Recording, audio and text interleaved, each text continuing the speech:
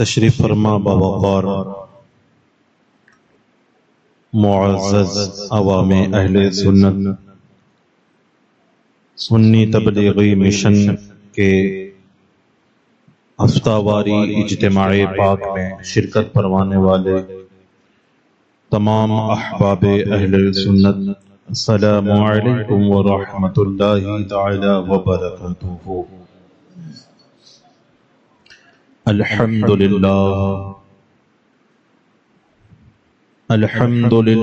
الذی وحدہ والصلاة والسلام علی من لا نبی بعدہ وعلى آلہ وصحابہ الکرام ابدا ابدا، اما بعد فاعوذ باللہ من الشیطان الرجیم، بسم اللہ الرحمن الرحیم۔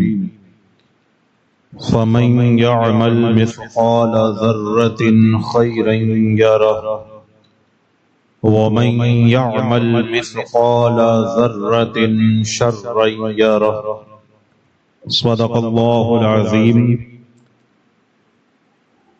وبلغنا رسوله النبي الأمين المتين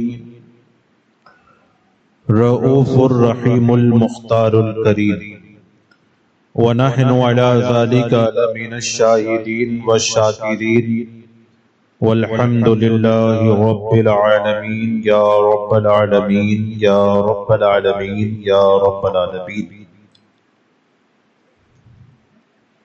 انتہائی عقیدت و محبت کے ساتھ آقائے نامدار، مدینے کے تاجدار، دو عالم کے مالک و مختار، حضور سید الاخیار والابرار، روحی فدا جناب محمد الرسول اللہ علیہ السلام کی بارگاہ میں باواز بلند درود پاک کا ہدیہ پیش کرے اور پڑھے، اللہم صلی علی سیدنا شفیعنا و حبیبنا و نبینا و مولانا محمد معدن الجود والکرم وبارک وسلم، صلو علیہ صلاة و سلام علیک یا رسول اللہ وسلم علیک یا حبیب اللہ۔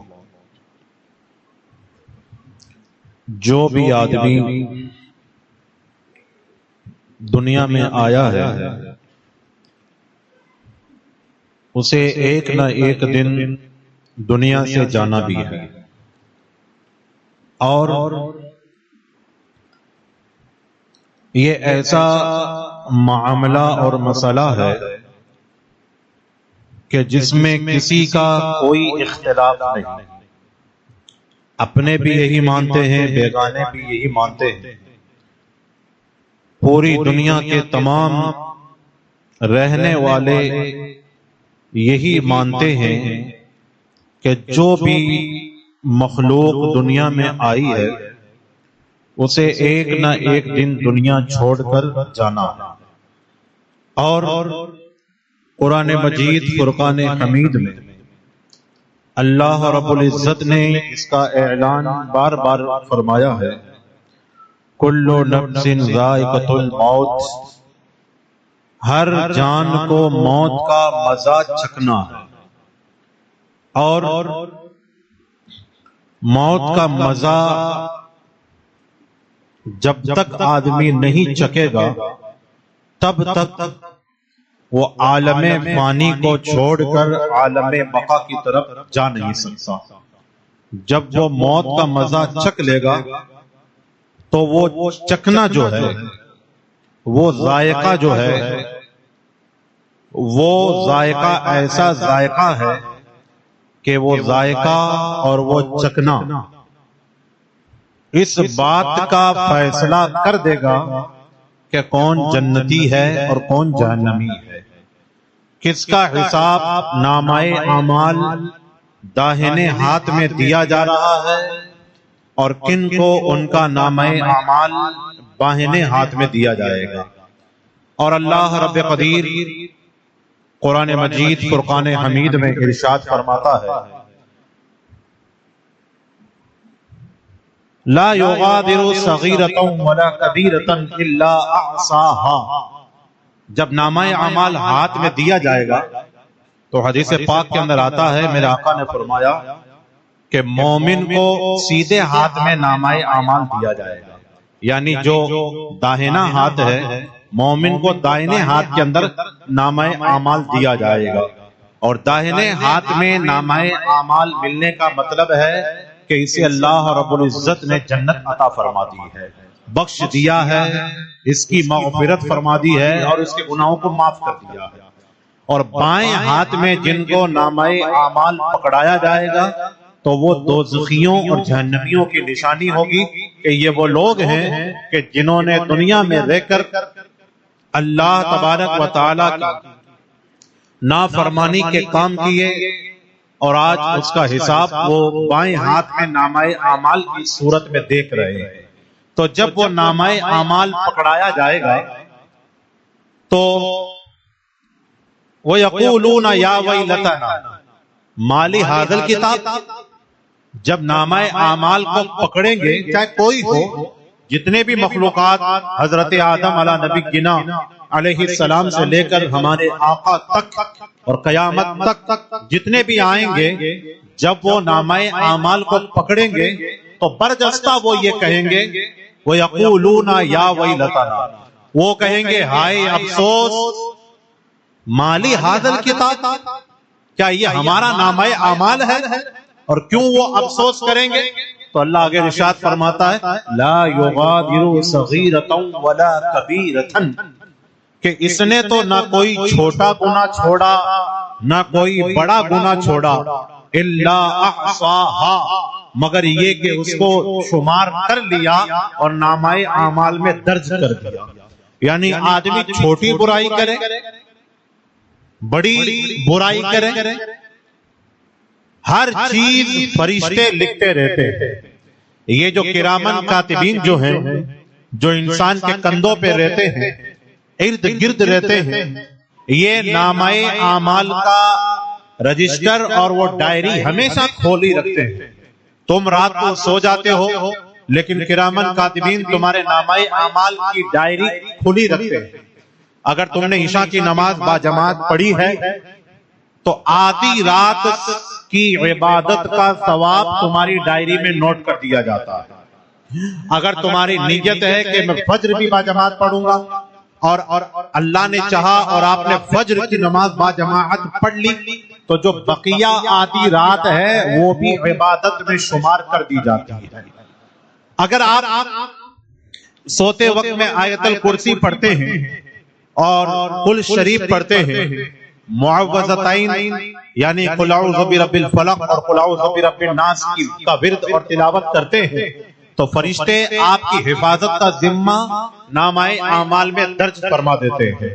تو یہ وہ ہے کہ انسان سوتا ہے فرشتوں کو نیند نہیں آتی ہے، انسان الگ الگ طریقے سے عمل کرتا ہے لیکن فرشتے ہر وقت اس کے قریب رہتے ہیں۔ اگر اچھائی کرتا ہے تو اچھائی لکھنے والے فرشتے وہ نوٹ کرتے ہیں، کیچ کرتے ہیں، اور اگر وہ برائی کرتا ہے تو برائی لکھنے والے فرشتے وہ نوٹ کرتے ہیں اور اسے درج کرتے ہیں نامہ اعمال کے اندر۔ اور جب وہ نامہ اعمال کے اندر درج کر دیا جائے گا تو آپ نے سنا ہوگا کہ جب قیامت کا دن ہوگا تو وہ 50,000 سال کا دن ہوگا اور اس میں نہ جانے کیا کیا ہوگا۔ تو میں آپ کو ایک پوائنٹ کی بات بتاتا ہوں، رب تبارک و تعالی قادر مطلق ہے، وہ احکم الحاکمین ہے، وہ چاہے تو پل بھر میں بندوں کا حساب فرما دے، کون جنتی کون جہنمی، پل بھر میں حساب فرما دے۔ یہ اتنا بڑا دن کیوں ہے؟ تو علماء کرام فرماتے ہیں کہ اس دن کے اندر ایک حصے کے اندر پوری امتوں کا حساب و کتاب ہو جائے گا۔ یعنی جو 50,000 سال کا جو دن ہوگا، ایک حصے کے اندر پوری امتوں کا، صرف امت محمدیہ کا نہیں بلکہ کم و بیش 1 لاکھ یا 2 لاکھ 24,000 انبیاء کرام، 313 رسولان عظام کی جو امتیں آئیں، حضرت آدم علیہ نبی گنا سے لے کر حضرت محمد عربی صلی اللہ تعالی علیہ وسلم تک، قیامت تک سب کا حساب ہو جائے۔ اب سوال یہ پیدا ہوتا ہے کہ حساب و کتاب تو ہو جائے گا، اور حساب و کتاب کیسے ہوگا آپ کو معلوم ہے؟ یہ نہیں ہے کہ ایک کو بلایا جائے گا اور بلانے کے بعد میں پوچھا جائے گا کہ تو نے کیا کام کیا. بعض روایتوں میں یہ بھی ہے وہ اللہ کی شان، وہ پوچھتا بھی ہے، وہ حساب و کتاب اپنے حساب سے لے گا کہ تو نے گناہ کیا تھا.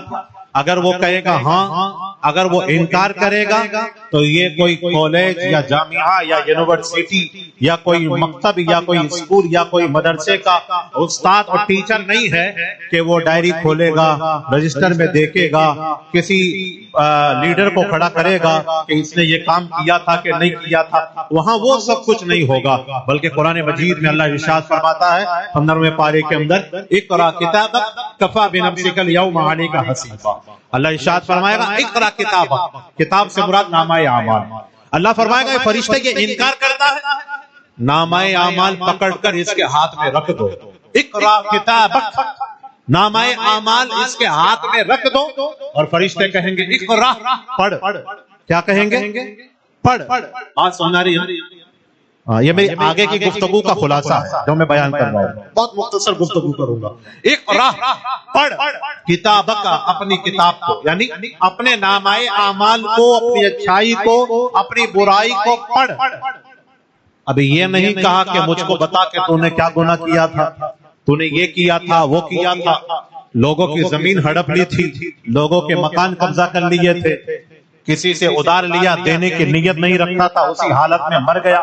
یہ نہیں پوچھا جائے گا، بلکہ جو کیا ہوگا وہ نامہ اعمال میں پہلے ہی سے لکھا ہوا ہوگا. اور اللہ کیا فرماتا ہے؟ شان دے کے حساب و کتاب کی. اقرا کتابک، اپنی کتاب پڑھ. اور اللہ کے ارشاد فرماتا ہے وَكَفَى بِنَفْسِكَ الْيَوْمَ عَلَيْكَ حَسِيبًا، آج کے دن یہی نامہ اعمال تیرے لیے کافی ہے. یہی جو نامہ اعمال تو دیکھ رہا ہے یہ تیرے لیے کافی ہے کہ تو نے کیا اچھائی کی، تو نے کیا برائی کی، تو نے کیا نیکی کی، تو نے کیا گناہ کیا، تو نے نماز پڑھی یا نماز چھوڑ دی، تو نے روزہ رکھا یا روزہ ترک کر دیا، مال ہوتے ہوئے زکات دی یا زکات نہ دی، مال کی محبت میں استطاعت ہوتے ہوئے حج بیت اللہ کیا یا مال و دولت کی حرص اور لالچ اور طمع اور محبت میں تو نے وہ بھی چھوڑ دیا. ماں باپ کو پاتے ہوئے ان کی عزت و تعظیم و تکریم کی یا ان کو پریشان کیا، ان کو ستایا، ہر ایک چیز اس کے اندر درج کر دی جائے گی. تو حساب و کتاب تو بڑا کلیئر ہے. یہ کوئی دکاندار یا کوئی سیٹ نہیں ہے کہ وہ ڈائری میں لکھتا ہے، پھر بھی جو چالاک جو نوکر ہوتا ہے 500,000 کا گھپلا کر ہی دیتا ہے، بلا ہی دیتا ہے. وہ وہاں خرچ ہو گیا تھا، وہ ادھر چلا گیا تھا، وہ جیب میں تھا، کپڑے دھل لیے، مشین میں نوٹ غائب ہو گیا، بھیگ گیا اور اس کا رنگ اتر گیا، والدہ نے پھینک دیا. یہ حساب و کتاب کا معاملہ دنیا کا ہے، وہاں یہ نہیں چلے گا. وہاں کیا ہوگا؟ بڑا کلیئر اور سادہ اور نیچرل طریقہ ہے کہ فوراً حساب و کتاب ہوگا. لیکن یہ 50,000 سال کا دن، یہ اتنا بڑا دن کیوں؟ تو اعلیٰ حضرت امام عشق و محبت نے اپنے ایک محبت والے شعر کے اندر اس کی تشریح فرمائی ہے. اور اعلیٰ حضرت فرماتے ہیں کہ میاں رب تبارک و تعالیٰ کو بڑا ایزی ہے، بڑا آسان ہے، بڑا سرل ہے، بڑا سہل ہے کہ وہ حساب و کتاب فوراً فرما دے. اتنا بڑا دن کیوں؟ تو اعلیٰ حضرت نے فرمایا فقط اتنا سبب ہے انعقاد بزم محشر تھا. یہ جو بزم محشر کو جو سجایا گیا اور الف میاں 50,000 سال کا یا اس سے زائد، اس سے بڑا جو دن رکھا گیا، اور یہ تمام حساب و کتاب کا معاملہ، اور یہ 120 صفوں کی امتوں کو لگایا جائے گا، جس میں حضرت آدم کی امت سے لے کر ہمارے آقا تک، امت محمد عربی صلی اللہ علیہ وسلم تک سب موجود ہوں گے. 70 صفوں کے اندر امت محمدیہ تن تنہا ہوگی. 70 صفوں کے اندر امت محمدیہ ہوگی اور 50 صفوں کے اندر پوری انبیاء کرام کی امتیں ہوں گی. اور میرے آقا نے حدیث میں فرمایا بھی ہے انی مقاصر بکم الامم، میں قیامت کے دن تمہاری زیادتی اور تمہاری کثرت کو دیکھ کر رب کی بارگاہ میں فخر محسوس کروں گا. اسی لیے میرے آقا نے فرمایا کہ جب شادی کرنے کا جب رشتہ طے کرو تو زیادہ بچے جننے والی سے شادی کرو. یہ حدیث پاک مشکات میں اور بخاری وغیرہ میں موجود ہے. زیادہ بچے جننے والی سے شادی کرو. تو حضور تو فرماتے ہیں کہ اس سے شادی کرو جس سے تمہاری نسل آگے بڑھے، جس سے تمہارا خاندان آگے بڑھے.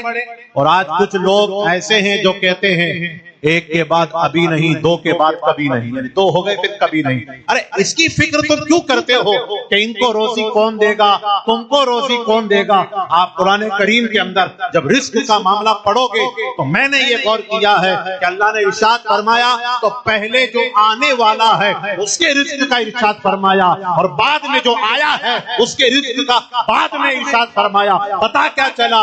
جو موجود ہے، جو پرزینٹ میں ہے، اس کا رزق بھی اللہ کے ذمہ کرم میں ہے، اور جو فیوچر میں آنے والا ہے اس کا رزق بھی رب کے ذمہ کرم میں ہے۔ خود اللہ ارشاد فرماتا ہے، آپ پڑھیں الف لام میم ذالک الکتاب، قرآن پڑھو تو قرآن کو سمجھ کر پڑھا کرو، بدھوؤں کی طرح مت پڑھا کرو، بلکہ قرآن کو سمجھ کر پڑھا کرو۔ اگر قرآن سمجھ کر پڑھو گے تو میں خانہ خدا میں قسم کھا کے یہ جملہ بولتا ہوں کہ تم قرآن اتنا پڑھو گے، اتنا پڑھو گے، اتنا پڑھو گے، اتنا پڑھو گے، تمہارا دل نہیں بھرے گا۔ کیوں؟ اس لیے کہ جب قرآن کو سمجھا جائے گا تو یہ قرآن ہے کیا؟ یہ قرآن وہ ہے کہ یہ لفظ جو ہمیں نظر آتے ہیں یہ لفظ یوں لفظ نہیں ہے، بلکہ یہ کلام الہی کا نام ہے، قرآن مجید۔ امام اعظم ابو حنیفہ رضی اللہ تعالیٰ عنہ 15 پارے پڑھتے تھے ایک پیر پہ کھڑے ہو کر، 15 پارے پڑھتے تھے دوسرے پیر پہ کھڑے ہو کر۔ ایک صحابی رسول ہے جب قرآن مجید کی تلاوت کرتے تھے تو حدیث پاک پہ آیا کہ پرندے ان کی تلاوت کو سننے کے لیے ان کے مکان کا چکر لگاتے تھے۔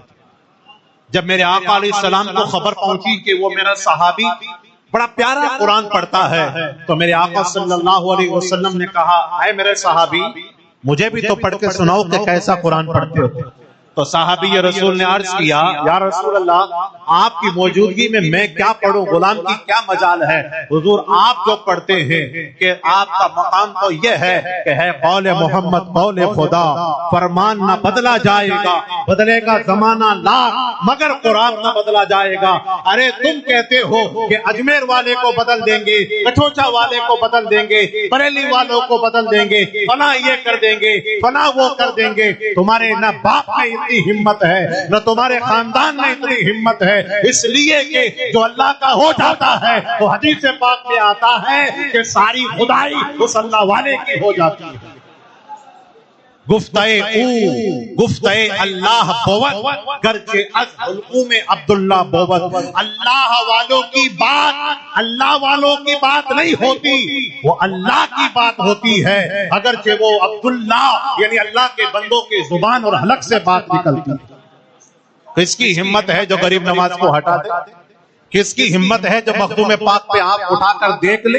ارے اگر انہوں نے تھوڑا سا جلال اندر دکھا دیا نا، اگر بابا نے تھوڑا جلال دکھا دیا تو جل کر خاک راکھ ہو جاؤ گے۔ آپ کل کی تاریخ پڑھیے، کل کی آپ ہسٹری پڑھیے، جس وکیل نے یہ کہا تھا کہ میں سروے کروں گا، ہارٹ اٹیک آ کر مر گیا، کہاں گیا کوئی خبر نہیں، اس لیے کہ غریب نواز کو جب جلال آئے گا، ارے یہ ہندوستان تمہارے باپ کا نہیں ہے، یہ ہندوستان رسول پاک کے بھیجے ہوئے میرے خواجہ پاک کا، اور یہ ایسا ہندوستان ہے کہ آپ 4 بجے جاؤ، فجر میں جاؤ، دوپہر میں جاؤ، جمعہ کے وقت میں جاؤ، ارے اگر جمعہ میں جتنے لوگ وہاں آتے ہیں اگر انہوں نے پیشاب کر دیا تو بے کر کس نالے میں جاؤ گے خبر بھی نہیں لگے گی، اس لیے کہ یہ آستانہ غریب نواز کا ہے، اور یہ وہ آستانہ ہے کہ شاہوں کو ملا ہے، نہ قلندر سے ملا نہ مقدر سے ملا ہے، مجھ کو تو مقدر بھی تیرے در سے ملا ہے، یہ مقدر جو ملتا ہے یہ غریب نواز کی بارگاہ سے ملتا ہے۔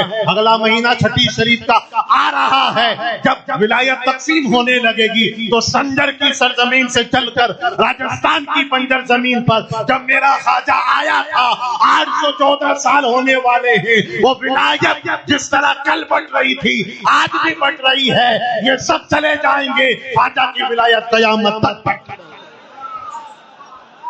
اس لیے کہ یہ وہ معاملہ ہے، ارے یہ وہ نشہ نہیں جس کو ترشی اتار دے، یہ نشہ عشق رسول پاک ہے، یہ ایسا نشہ نہیں ہے کہ جس کو 2-4 کھٹی میٹھی گولیاں کھا لے تو اتر جائے گا یا دھمکیاں دے دے تو اتر جائے گا، یہ وہ نشہ ہے کہ جب یہ نشہ کرنے والا اور جام محبت پینے والا اور شراب الفت پینے والا جب اس گنبد بیضا کی طرف جب نظر دوڑاتا ہے تو وہ کچھ اور نہیں کہتا، وہ یہ کہتا ہوا نظر آتا ہے، خواجہ ہند وہ دربار ہے اعلیٰ تیرا، کبھی محروم نہیں مانگنے والا۔ تو جب اب ادھر بات نکل گئی، وہ پھر کبھی انشاءاللہ اگلے مہینے میں جب وہ حساب و کتاب ہوگا تو اللہ ارشاد فرماتا ہے کہ وہ بہت بڑا دن ہوگا، لیکن اعلیٰ حضرت کیا کہتے ہیں؟ تھوڑی دیر میں حساب و کتاب ہو جائے گا، بقیہ کیا ہوگا؟ بھئی آپ پروگرام رکھتے ہیں تو تلاوت ہوتی ہے، منقبت پڑھی جاتی ہے، حمد باری پڑھی جاتی ہے، نعت رسول پاک پڑھی جاتی ہے، اس کے بعد میں مقامی علماء کا بیان ہوتا ہے، پھر درس ہوتا ہے، اور اس کے بعد میں پھر مہمان کا بیان ہوتا ہے، پھر سلام، دعا، نیاز، فاتحہ وغیرہ وغیرہ۔ وہاں کیا ہوگا؟ وہاں کچھ نہیں ہوگا، صرف ایک بات ہوگی، کیا؟ فقط اتنا سبب ہے انعقاد بزم محشر کا، یہ جو بزم سجائی گئی ہے میدان محشر کے اندر، ہوگا ایک جلسہ حشر میں ایسا، اور وہ حشر میں ایسی کانفرنس ہوگی کہ تعریف کرنے والا پروردگار ہوگا، اور جس کی تعریف کی جائے گی وہ پروردگار کا حبیب کردگار ہوگا، اور ایسا ہوگا۔ فقط اتنا سبب ہے انعقاد بزم محشر کا، کیا؟ کہ ان کی شان محبوبی دکھائی جانے والی، کہ اے اندھو دیکھ لو، دنیا میں کہتے تھے کہ یہ فلاں ہے، فلاں ہے، فلاں ہے، فلاں ہے، آج دیکھ لو کن کی شان بیان کی جا رہی ہے۔ تمہارے باپوں کی شان بیان نہیں کی جا رہی ہے، تمہارے خاندان والوں کی شان کون بیان کرتا؟ کہاں اتنا وقت ہے اس دوڑ بھاگ والی زندگی میں کہ فلاں کا ذکر کرے، فلاں کا ذکر کرے، کس کا ذکر کرے؟ تو میرے امام نے کہہ دیا، خدا کا ذکر کریں اور ذکر مصطفیٰ نہ کریں، ہمارے منہ میں ہو ایسی زبان خدا نہ کرے۔ تو وہ حساب و کتاب جب ہوگا تو اللہ ارشاد فرماتا ہے فَمَن يَعْمَلْ مِثْقَالَ ذَرَّةٍ، اب میں بات کو سمیٹ کر لپیٹ کر آخر میں، ورنہ بہت طویل کروں گا تو بہت لمبا وقت جائے گا۔ فَمَن يَعْمَلْ مِثْقَالَ ذَرَّةٍ خَيْرٍ يَرَهُ، اور ذرہ برابر اگر نیکی کی ہوگی، خیر کیا ہوگا، اپنی آنکھوں سے دیکھے گا۔ وَمَن يَعْمَلْ مِثْقَالَ ذَرَّةٍ شَرًّا يَرَهُ، اور اگر ذرہ برابر شر یعنی برائی کی ہوگی، اسے بھی اپنی آنکھوں سے دیکھے گا۔ مجھ کو کہا گیا کہ فکر آخرت پر کچھ بولنا ہے، تو بھیا فکر دو طرح کی ہوتی ہے، ایک ہوتی ہے فکر دنیا اور ایک ہوتی ہے فکر عقبہ، جس کو فکر آخرت بھی بولتے ہیں۔ 2024 کا اینڈ ہے اور 15 دن کے بعد 2025 کی شروعات ہو جائے گی۔ میں آپ سے ایک سوال کرتا ہوں،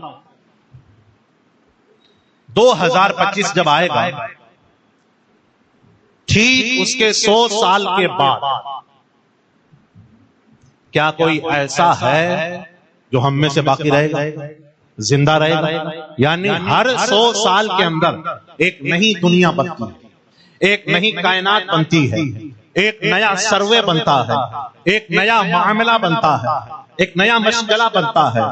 ہاں اگر کوئی 2025 میں پیدا ہوا اور اللہ نے اسے 100 سال کی زندگی دے دی، وہ 1000 میں سے ایک تو ہوتا ہے، اور جیسے جیسے قیامت قریب آئے گی ایسے ایسے عمریں کم ہوتی چلی جائیں گی۔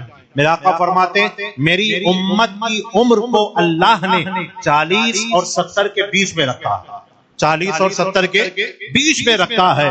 ایک حدیث میں آیا 40 اور 60 کے بیچ میں رکھا ہے۔ اب اگر کوئی 70 کے پار چلا جائے تو سمجھیے کہ وہ نفع والی زندگی ہے جو اسے بینیفٹ کے طور پر دی گئی ہے، بونس کے طور پر دی گئی، ورنہ ہماری عمر صحابہ کرام کی عمر ہوتی تھی 500 سال، انبیاء حضرت نوح کی عمر 1000 سال کے قریب، حضرت آدم کی عمر 500 سال کے قریب، لیکن جیسے جیسے زمانہ گھٹا اور جیسے جیسے قیامت قریب آئی، اب امت کی عمروں کو گھٹا دیا۔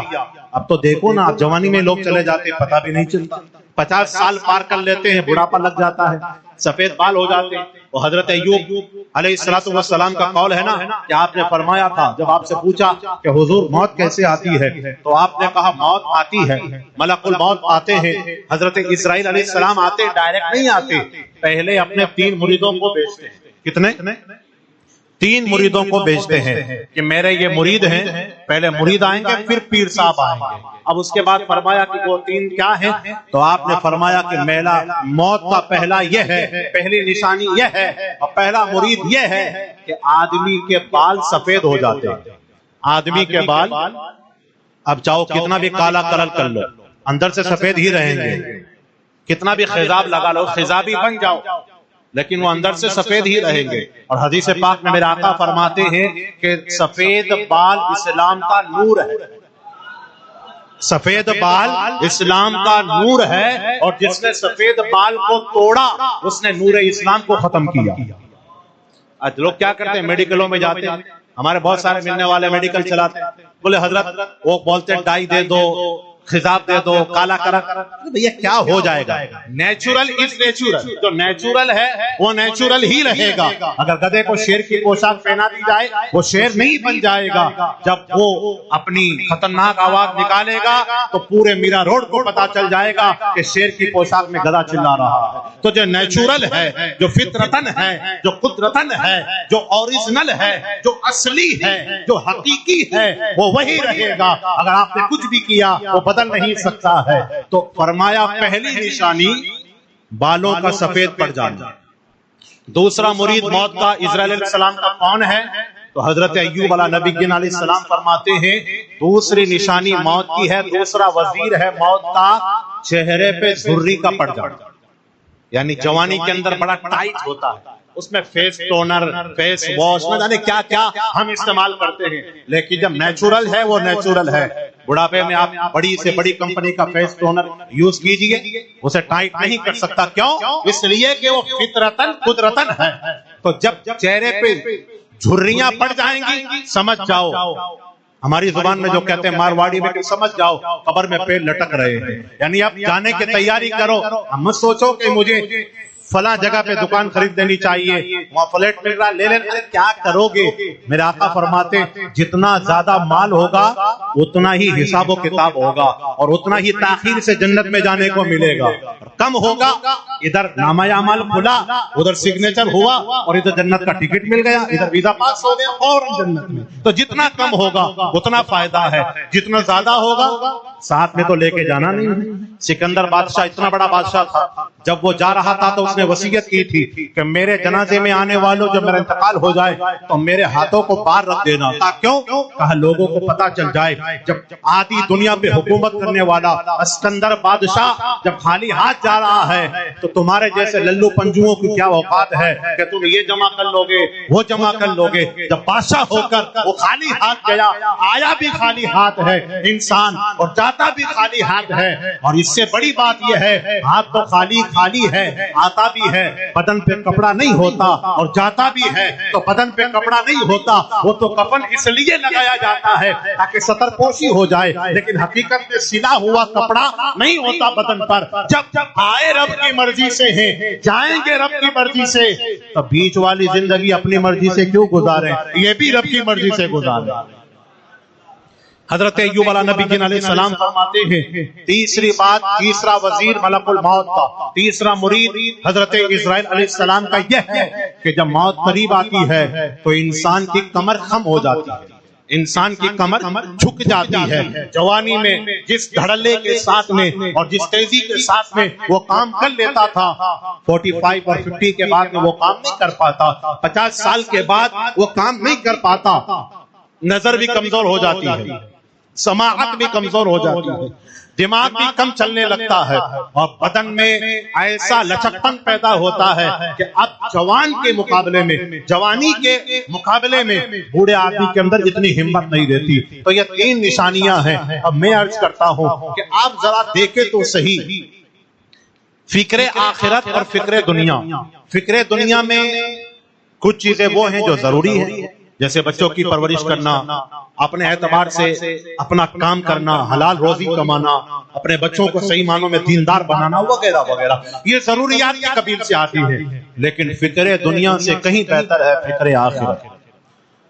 آج ہمارے اندر جو کمی ہے وہ یہی ہے کہ ہم نے دنیا کو سب کچھ سمجھ لیا، آخرت کے بارے میں کوئی سوچنے کو تیار نہیں. میں وقت بہت کم ہے، 2-4 واقعات حضرت امام محمد بن محمد غزالی شافعی رحمۃ اللہ علیہ کی کتاب سے میں آپ کے سامنے پیش کرتا ہوں تاکہ آپ کو پتا چلے کہ جن لوگوں نے آخرت کی فکر کی ہے ان کا مقام کتنا بلند و بالا ہے.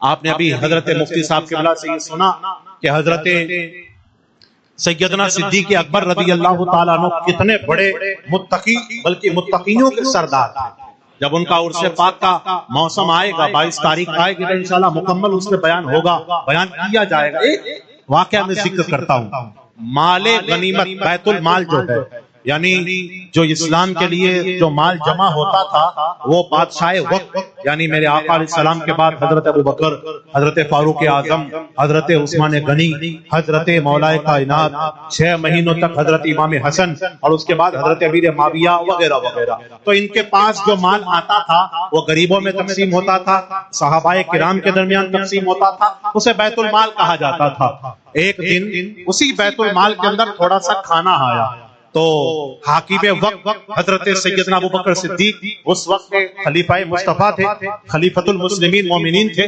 انہوں نے ایک لقمہ اپنے منہ میں رکھا، اور جب لقمہ منہ میں رکھا تو حلق کے نیچے اترنے لگا، تو کسی نے کہا حضور پہلے پوچھ لیتے کہ یہ بیت المال کا جو مال آیا ہے، یہ جو کھانا جو آیا ہے، یہ جو اناج جو آیا ہے، یہ کیا واقعی میں حرام طریقے سے آیا ہے یا حلال طریقے سے آیا ہے؟ آپ نے تفتیش نہیں کی، شاید آپ تاخیر کر دی، جلد بازی کر دی۔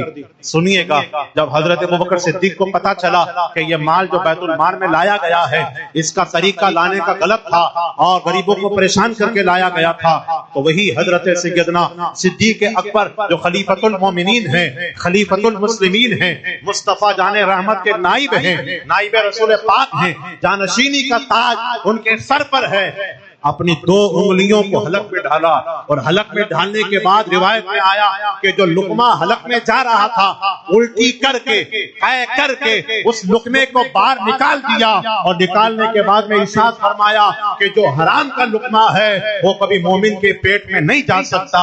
یہ ابوبکر کا پیغام تھا، کیوں؟ اس لیے کہ وہ فکر آخرت کرتے تھے، ان کو مرنے کے بعد کی فکر تھی کہ ہمارا کیا ہوگا، ہمیں کرنا کیا ہوگا۔ اور آج ہم حرام تو حرام ہے، جب بتایا جاتا ہے یہ وہابی ہے، اس کا ذبیحہ مردار ہے، مت کھاؤ، ارے امام صاحب یہ تو مولویوں کی باتیں ہیں، کھانے میں کیا جاتا ہے، یہ بھی بسم اللہ پڑھتا ہے، تم بھی بسم اللہ پڑھتے ہو، ہم تو کھاتے ہیں، مزے کرتے ہیں۔ میں نے کہا بھیا کھائیے، مجھے کیا کرنا ہے، ہمارا کام تو مسئلہ بتانا تھا، اب چاہے تم خنزیر سور کو کاٹ کے کھاؤ یا چکن کاٹ کے کھاؤ وہ تمہاری مرضی ہے، ہمارا کام تو مسئلہ بتانا تھا۔ امام اہل سنت اعلیٰ حضرت نے فتاوی رضویہ شریف کے اندر ایک جملہ لکھا کہ جو اس طرح وہابیوں کا، دیوبندیوں کا، شیعوں کا، رافضیوں کا جو ذبیحہ کھاتا ہے تو وہ مثل سور اور کتا ہے، یعنی وہ مرے ہوئے خنزیر اور مرے ہوئے کتے کو کھاتا ہے۔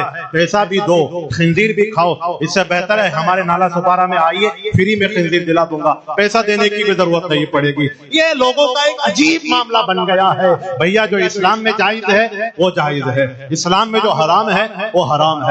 تم اپنی طرف سے بناؤ گے تو مرنا تمہیں بھی ہے، مرنا امام صاحب کو بھی ہے، مرنا تمہیں بھی ہے، مرنا پیر صاحب کو بھی ہے، مرنا تمہیں بھی ہے، مرنا مولوی کو بھی ہے، اور سب کو اپنی اپنی قبر میں جواب دینا ہے، اور وہاں جب جواب دیا جائے گا تو میں نے پہلے یہ ذکر کر دیا، کوئی بہانہ نہیں بچے گا کہ وہاں کیا ہونے والا ہے کیا نہیں ہونے والا ہے۔ ایک فروعی بات آ گئی تو میں نے ذکر کر دی۔ فکر آخرت کے حوالے سے ایک مشہور بزرگ ہیں جن کا نام ہے حضرت توبہ بن سمہ رضی اللہ تعالیٰ عنہ۔ حضرت امام غزالی نے لکھا ہے العلوم کے اندر کہ حضرت توبہ بن سمہ رضی اللہ تعالیٰ عنہ غالباً تابعی تھے یا بزرگ تھے، انہوں نے اپنی زندگی کا حساب کیا۔ دیکھیں ہمارے بزرگ کیا کرتے ہیں، اپنی زندگی کا حساب کیا، اور اپنی زندگی کا حساب کرنے کے بعد انہوں نے کہا کہ میری عمر 60 برس کو پہنچ گئی ہے، یعنی میں 60 سال کو ہو گیا، اور 60 سال کے اندر اگر میں نے روزانہ ایک گناہ کیا ہوگا تو 60 سال کے اندر 21,500 دن ہوتے ہیں لگ بھگ، تو 21,500 گناہ میں کر چکا ہوں۔ اور اس کے بعد میں آسمان کی طرف دیکھا، اور دیکھنے کے بعد میں آہ بھری، اور آہ بھرنے کے بعد میں کہا یہ تو ایک گناہ شمار کیا تو 21,500 گناہ پہنچ گئے، اگر روزانہ 15-20 گناہ کیے ہوں، یہ سینکڑوں گناہ کیے ہوں تو میرا مرنے کے بعد میں کیا بنے گا؟ آہ بھری، انتقال کر گئے، رخصت ہو گئی ان کی روح۔ یہ تھا فکر آخرت کہ گناہوں کو سوچ سوچ کر وہ کہتے تھے کیا ہم اتنے گناہ کرتے ہیں؟ ہمارا کیا حال؟ فجر سے اٹھتے ہیں، کچھ لوگ 10-11 بجے اٹھتے ہوں گے ممبئی، رات کو 1 بجے 12 بجے سوتے ہیں۔ یہ جو 15-20 گھنٹے کا جو گیپ ہے، ہم کیا کیا نہیں کرتے؟ کیا ہم 5 ٹائم کی نماز پڑھتے؟ اللہ ماشاءاللہ پڑھتے ہیں وہ بہت اچھی بات ہے، اگر نہیں پڑھتے تو آپ نے نماز چھوڑ دی، یہ آپ پر ہمیشہ قرض ہے جب تک آپ ادا نہ کریں، اور یہ قرض حق العباد کا نہیں ہے، حق اللہ کا قرض ہے، یہ اللہ کا حق ہے کہ تم نماز پڑھو، تم نے نماز چھوڑ دی، گناہ تمہارا لکھا گیا۔ ایک حدیث پاک میں آیا کہ جو جان بوجھ کر ایک نماز چھوڑتا ہے کروڑوں سال تک جہنم میں جلایا جائے گا، کروڑوں سال تک، غالباً 88 لاکھ سال تک اس کو جہنم میں جلایا جائے گا۔ اب ذرا اندازہ لگاؤ، 12 سال کی عمر میں بالغ ہوئے تھے، 35 سال کو پہنچ گئے، شادی ہو گئی، بچوں کی شادی ہو گئی، بچے بڑے ہو گئے، کتنی نمازیں چھوڑی؟ فکر ہے؟ اگر کبھی میسج آ جائے موبائل پر کہ آج آپ کا 500 روپے کسی آدمی نے کاٹ لیا، کمپنی نے کاٹ لیا، فوراً ٹول فری نمبر ڈائل کرو گے، گوگل پہ سرچ کرو گے، میرا 500 کیسے کاٹ لیا؟ 500 روپے چلے جائیں تو اتنی فکر ہوتی ہے، اور وہاں جہنم میں جلنے کی باری ہے، لیکن ہمارے ماتھے پہ شکل بھی نہیں آتا۔ کیوں؟ اس لیے فکر آخرت کا جو جذبہ تھا وہ سارا کا سارا ختم ہو گیا۔ میں آپ کے سامنے عرض کروں، ایک صحابی رسول ہے جن کا نام حضرت ثابت بنانی رضی اللہ تعالیٰ عنہ، یہ وہ صحابی ہیں جن کو نماز سے بڑی محبت تھی۔ انہوں نے اپنی آخری وصیت میں کہا تھا کہ پروردگار، مرنے کے بعد کچھ ملے نہ ملے لیکن مجھے اتنی مہلت دے کہ میں اپنی قبر میں بھی نماز پڑھنے والا رہوں، اپنی قبر میں بھی نماز پڑھتا رہوں۔ جب ان کا انتقال ہوا، قبر کھودی گئی، ان کو دفنایا گیا، پاٹ دیا گیا، اور پاٹنے کے بعد جب چند صحابہ ان کی مزار پہ جب قرآن پاک کی تلاوت کرنے لگے، اذان وغیرہ دینے لگے، تو کیا دیکھتے ہیں کہ ہوا کی بنیاد پر ایک پتھر ان کی مزار سے ہٹ گیا، اور اندر جب جھانک کر دیکھا تو حضرت ثابت بنانی رضی اللہ تعالی عنہ کھڑے ہو کر رب کی بارگاہ میں سجدہ کر رہے تھے، نماز پڑھ رہے تھے، رکوع کر رہے تھے۔ پتہ کیا چلا؟ جو قبر میں جائے نماز کی فکر کرے، حالانکہ مرنے کے بعد میں نماز فرض نہیں ہے، جب تک زندہ ہے تب تک نماز فرض ہے، مرنے کے بعد میں نماز فرض نہیں، لیکن یہ نماز کی محبت تھی۔ اب ذرا اندازہ لگاؤ، جو مرے تو نماز پڑھتے پڑھتے، جس کو دفنایا جائے تو نماز پڑھے۔ بتاؤ میدان محشر میں جب وہ فکر آخرت کرنے والے جب وہ آئیں گے تو ان کا مقام کتنا بڑا ہوگا۔ یہی وجہ ہے کہ ایک صحابی، ایک بزرگ ہیں جن کے بارے میں آتا ہے، حدیث پاک میں آیا ہے کہ جب مردے کو قبر میں رکھا جاتا ہے تو آپ کو پتہ ہی ہے منکر نکیر آتے ہیں اور گرجتی آواز میں کہتے ہیں من ربک ما دینک ما کنت تقول فی حق ھذا الرجل، تیرا رب کون ہے، تیرا دین کیا ہے، حضور پاک کے بارے میں کیا کہتا تھا، وغیرہ وغیرہ، یہ سارے سوال ہوتے ہیں۔ حضور نے فرمایا کہ جب ایک نمازی آدمی کو جب قبر میں رکھا گیا تو فرشتوں نے جب سوال کرنے کی شروعات کی تو اس نے کہا فرشتوں ہٹ جاؤ، مجھے عصر کی نماز پڑھنے دو۔ کیا کہا؟ مجھے نماز عصر پڑھنے دو۔ حالانکہ وہ عصر کا وقت نہیں تھا، لیکن عصر کی نماز کے بارے میں اللہ قرآن مجید میں ارشاد فرماتا ہے حافظوا علی الصلوات والصلاۃ الوسطی وقوموا للہ قانتین، نماز کی حفاظت کرو یعنی قائم کرو، پڑھو، لیکن خاص طور پر بیچ والی نماز کی حفاظت کرو۔ اور بیچ والی نماز کون سی ہے؟ عصر والی نماز ہے۔ اوپر فجر اور ظہر، ادھر مغرب اور عشاء، بیچ میں ہے نماز عصر۔ تو حضور فرماتے ہیں نماز عصر کو زیادہ اہمیت اس لیے دی جاتی ہے، اس کی تاکید زیادہ حدیث اور قرآن میں اس لیے آئی کہ یہ بیچ والی نماز ہے۔ تو جب وہ یہ کہے گا کہ مجھے عصر کی نماز پڑھنے دو، سورج غروب ہو رہا ہے، یہاں مراد یہ ہے کوئی وقت ہو، عصر بول کر عصر کی فضیلت کو بیان کیا تو میرے آقا فرماتے ہیں فرشتے اس کے لیے جگہ چھوڑ دیں گے، فرشتے انتظار کریں گے اور وہ غلام مصطفیٰ قبر میں نماز ادا کرے گا۔ اب سنیے مفسر قرآن اس حدیث کی روشنی میں حضرت علامہ مفتی احمد یار خان نعیمی رحمۃ اللہ علیہ مرات المناجی فی شرح مشکات المصابیح کے اندر تحریر کرتے ہیں جب وہ سوالوں کی بنیاد پہ نماز پڑھے گا تو اب آگے کا عالم کیا ہوگا؟ اب فرشتے اسے سوال و جواب نہیں کریں گے بلکہ فرشتے مسکرا کر کہیں گے جب تیرے آنے کا یہ عالم ہے کہ تو آیا تھا نماز پڑھتے پڑھتے اور قبر میں آنے کے بعد میں تو نماز پڑھ رہا ہے، اب تجھ سے کیا حساب و کتاب کرنا، تیرا معاملہ رب کے ذمہ کرم پر ہے، تو نیک ہے تو اللہ تجھے بخش بھی دے گا، تجھے معاف بھی کر دے گا، تیری مغفرت بھی فرما دے گا اور تجھے اپنے حبیب کے صدقے میں تجھے جنت میں مقام بھی عطا فرما دے گا۔ یہ ہے مقام۔ ایک صوفی صاحب کے بارے میں احیاء العلوم میں لکھا، میں زیادہ اوپن نہیں کرتا وقت میں، بس واقعات۔ صوفی صاحب کے بارے میں آتا ہے کہ ایک ان کا مرید تھا، جوان نوجوان، ایک دم جوشیلا نوجوان، اس سے بڑی محبت کرتے تھے. جو بھی کام ہوتا تھا پہلے اسی کو بلاتے تھے. جو بھی کچھ کہنا ہوتا تھا شیرنی آتی تھی پہلے اس کو دیتے. ہوتا ہے نا کہ کوئی پیر صاحب اپنے مرید سے زیادہ محبت کرتا ہے, کوئی باپ اپنے 4-5 بیٹوں میں ایک سے زیادہ محبت کرتا ہے. یہ فطرتاً ہوتا ہے, یہ فطرتاً آٹومیٹک ہوتا ہے. اس میں حسد نہیں کرنا چاہیے کہ مجھ کو تو پوچھتا ہی نہیں, اسے ہی پوچھئے. فطرتاً آٹومیٹک ہے, ٹینشن نہیں لینی چاہیے.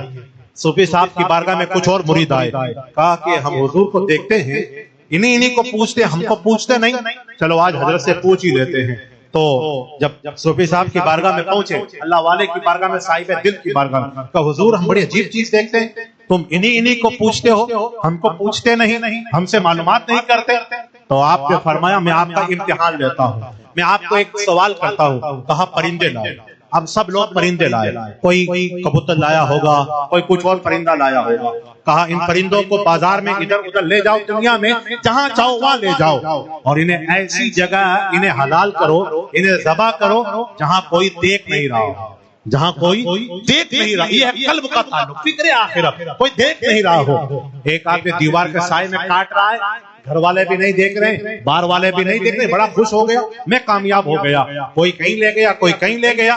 اور جس مرید سے صوفی صاحب زیادہ محبت کرتے تھے اس نے ذبح نہیں کیا پرندے کو, وہ زندہ لے کر آ گیا. اور جب وہ زندہ لے کر آیا سب نے کہا کہ ہم نے ذبح کر دیا, کسی نے نہیں دیکھا. جب پیر صاحب نے, صوفی صاحب نے, اللہ والے نے اپنے چہیتے مرید اور اپنے چہیتے شاگرد سے پوچھا, بتا تو نے کیا کیا؟ حضور میں نے بہت کوشش کی ذبح کرنے کی, لیکن مجبور ہو گیا.